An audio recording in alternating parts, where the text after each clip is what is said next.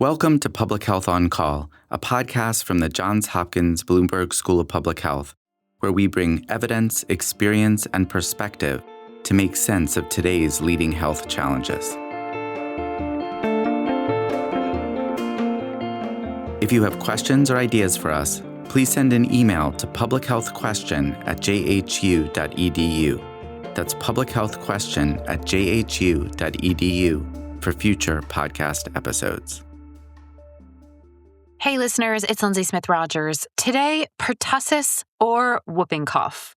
Dr. Erica Prochaska is a pediatric infectious disease physician at Johns Hopkins School of Medicine. She returns to the podcast to talk with me about whooping cough, what it is, how it's diagnosed and treated, and the recent rise in cases which have sadly included some pediatric deaths. Let's listen. Dr. Erica Prochaska, thank you so much for returning to Public Health on Call. How are you doing? I'm doing well. How are you doing? Good. I hear you're busy over there in the hospital these days. What's going on right now? We're just seeing the beginning of winter. So with any winter season comes viral illnesses, not necessarily just influenza or RSV, but things like common colds and enterovirus and things like that. We're always having an excellent time taking care of children. It's a privilege to be involved in their lives. We all enjoy the work that we do in the Children's Center. Well, today we're going to talk to you about one thing that's kind of, I don't want to say making a comeback, but is having a resurgence, and that's pertussis. Could you tell us what pertussis is? Yes, pertussis is more commonly known as whooping cough. So it's probably what most people are familiar with it being called. And it is an infection called Bordetella pertussis. Sometimes a slightly different whooping cough can be caused by Bordetella pertussis, but for our purposes, we're going to be talking about Bordetella pertussis. The reason that it's called whooping cough is particularly younger children get this pretty mild runny nose, watery eyes. It seems like any other viral illness type of picture, but then they start developing this really persistent, intense cough that's so bad that they take a huge inhalation at the end of the coughing fit that sounds like a giant whoop, and that's why it's called whooping cough. How do you diagnose whooping cough? Diagnosis is usually a clinical one. So providers who have seen it before are going to probably recognize the symptoms pretty early in talking to someone and examining their patient. And then the confirmatory testing is really important, to make sure that the treatment is started and also close contacts are alerted. And that's typically a swab, often of the nose. Sometimes if someone's getting a procedure to look into their lungs or something like that, it'll be from lung fluid there. But just basically a molecular test that is looking for bits of the bacteria. And how does it spread? Right. So it spreads with contact with the droplets. It's actually very infectious. It's one of the more infectious respiratory infections, that we see. So being a close contact with someone who has pertussis is how someone typically gets it. The issue with pertussis is that young children, again, have that really classic whooping cough, but an older adult who is a little bit more robust and a little bit more resilient may have kind of just a hacking cough, and they may not even realize that they necessarily have something as contagious as whooping cough. And is it very dangerous? So it really depends on the person. I think I've said that probably every time I've been on this show, right? It so depends on the person. And what we know about pertussis is that it's most dangerous to the youngest children, particularly infants. So what can happen in very, very young babies is that they can sometimes cough, but they can actually also get pauses in their breathing, which can be dangerous. And then children who are a little bit older can also have pauses in their breathing, but they can really get affected by that really intense coughing and the whooping and can really have trouble breathing that leads them to need to be hospitalized. And so when these patients are brought to you, how do you treat them? Well, fortunately, there is an antibiotic. It's the family of macrolides that we typically use as azithromycin. People are probably familiar with that. It's often prescribed as a Z-Pak, for example. So that's a phrase that a lot of people are used to. So fortunately, we do have some antibiotics, but unfortunately, it's a pretty prolonged illness. So the antibiotic really is most effective earlier in the course, and then also supportive care. And so supportive care means fluids. If someone is not able to eat or drink because they're coughing so much, a lot of kids present dehydrated because eating and drinking precipitate the cough, so they actually try to avoid eating and drinking. So they often need fluids. And then they often do need respiratory support, whether that be oxygen through a nasal cannula. Some children actually do need a breathing tube as well. I know it can be very scary for any parent who has a child that's not feeling well, but what to you is sort of the trigger point for this is not something we can manage at home? What I always tell parents is trust your gut.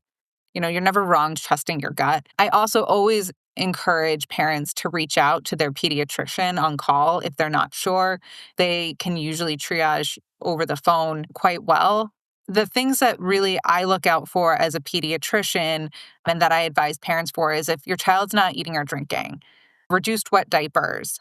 For a baby, if they're kind of limp like a rag doll, that's probably a sign that they're not hydrated enough, that they're really tired. The cough is very, very distinctive. It is a really intense back-to-back kind of staccato cough that then has this giant inhalation at the end. So children can actually sometimes even turn blue around the mouth, can look really exhausted after a coughing fit. So it's not at all subtle. This isn't going to necessarily be a cough that just happens in the morning. Like a lot of kids have this time of year when it's really dry. This is going to be persistent throughout the day. But the main things that we always want to make sure kids are doing at home, regardless of any illness, is are they eating and drinking? Are they peeing? Are they still alert and active? Are they able to engage in things they would typically be able to engage in? If they're doing those things, they're probably okay. But obviously, if they're not eating or drinking, or if they're really having trouble breathing, then they need to be seen semi-urgently. So as a parent to a toddler, I am more familiar with something called croup. Can you tell me what the differences are between the two? Yes, my toddler has also had croup, right? So the classic, what medical students learn is actually pretty helpful. Croup sounds like a seal bark in the middle of the night. So the classic story that medical students are taught about croup is a child has a little bit of a runny nose, and then in the middle of the night, the parent is woken up by this really loud barking cough that sometimes has this really kind of tight, what we call stridor, this really kind of squeaky sound when they're breathing in. That's because croup is actually inflammation of the upper airway. That also does need to be taken care of urgently because often children need breathing treatments that can only be done in an urgent care or in an emergency department. A lot of times what will happen is parents will bring their child outside into the cold air because this is happening in the fall or winter. The cold air hits the upper airway, calms the inflammation down, and they actually start getting a little bit better in the car to the ED. And then when they're sitting in the ED, they start doing it again because they don't have the cold air anymore. So that's the very classic presentation of croup. Whooping cough, again, is that really, really intense cough that's back to back to back to back to back with this really intense inhale. So it is like the child just can't take a breath, and they're trying to take that really big breath at the end. So how is pertussis or whooping cough prevented? So the good news is there's two ways of preventing it. There's what we call primary prevention, which is vaccination. And the vaccination is really cool in that it actually happens at multiple stages in both fetal and child development. So a lot of children actually get their first exposure to pertussis or whooping cough antibodies when they are in utero. It's typically recommended that people who are pregnant get the Tdap, which is one of the pertussis vaccinations, later in their course of pregnancy. That then creates antibodies that get passed through the placenta to the fetus. And so the baby is born with antibodies on board that protect them until they start getting their primary immunization series, which starts, several months of age. So they're protected for that vulnerable period of time when we know infants are most susceptible to pertussis, but they're not getting immunized yet because they got those antibodies from the parent. And then they get their vaccination series through childhood, which also prevents pertussis as well. Many people who are exposed, particularly people who are in the same home or in very close contact with someone who has pertussis, will need an antibiotic. That's what we call post-exposure prophylaxis. It's the same antibiotics that are used for treatment. Oftentimes, if someone is exposed and they're unimmunized or underimmunized, it'll also be recommended that they get a vaccine as well. And because it's not a live vaccine, meaning that there's not live bits of the infectious agent in the vaccine, it's completely fine to get the immunization at the same time that you're taking the antibiotic for post-exposure prophylaxis.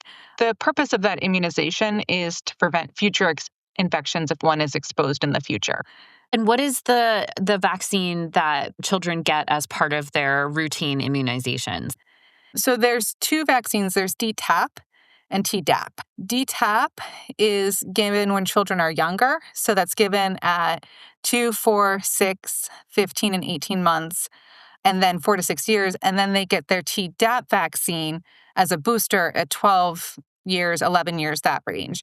And then people often will get Tdap again because it has the tetanus vaccine in it as well, like if they step on a rusty nail or something like that.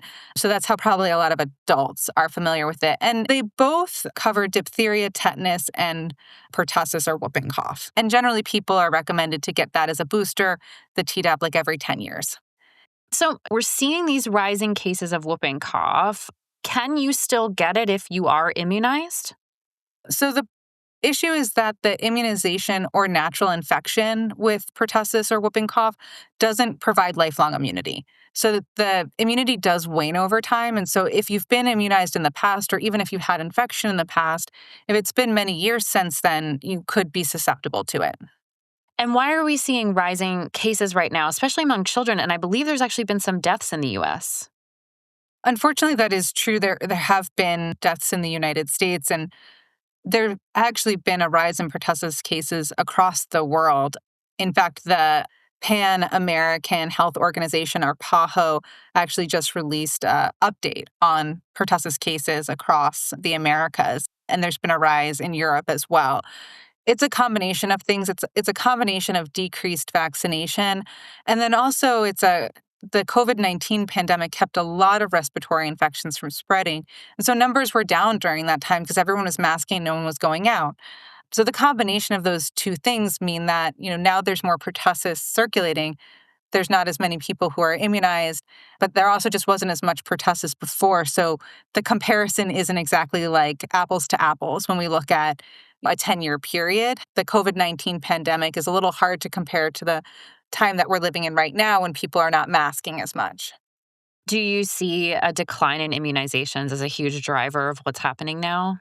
Yeah, absolutely. I think one of the really tough things about any vaccine that requires boosting is that a lot of people may not even realize that they may need a booster, right? That's going to be a real, what we call implementation challenge, where there's probably a lot of people out there who know that they got all their childhood immunizations, so may not, have any concerns that they might be susceptible to pertussis. So that is a challenge in the rollout and continual immunization of this vaccine, but we know that it is very effective, when people are immunized on the recommended schedule.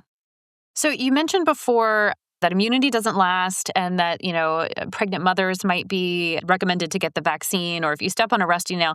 But in general, what are the recommendations for boosters? And is there talk about whether or not those are robust enough? I think that's an excellent question.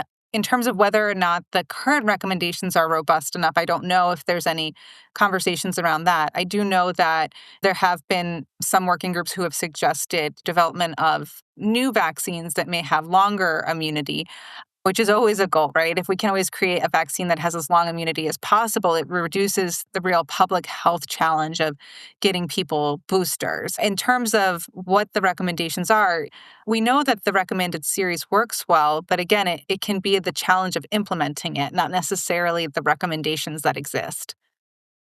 Well, Dr. Prochaska, anything else we need to know about pertussis or whooping cough at this time? What I would say that if you do have a loved one who has whooping cough or pertussis, it's really important that they get medical care. But it's also really important that people who are around them are aware, because particularly those who are vulnerable, so those who are immunocompromised or have underlying lung disease or who are very young, they may need to get what we call post-exposure prophylaxis, which is a dose of the medication that treats it after they've been exposed, which could be very helpful for them. So, we really want people to be aware of their symptoms, to get care as soon as they possibly can. And then also just ask the physician or the provider, who's taking care of them, who do they need to alert? And does that person potentially need to either get post-exposure prophylaxis in the form of medication or a vaccination? Erica Prochaska, thank you so much for joining us. Thanks for having me.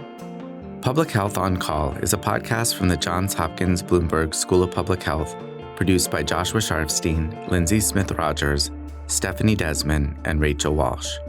Audio production by Michael Bonfils, Matthew Martin, and Philip Porter, with support from J.B. Arbogast, Spencer Greer, and Chip Hickey.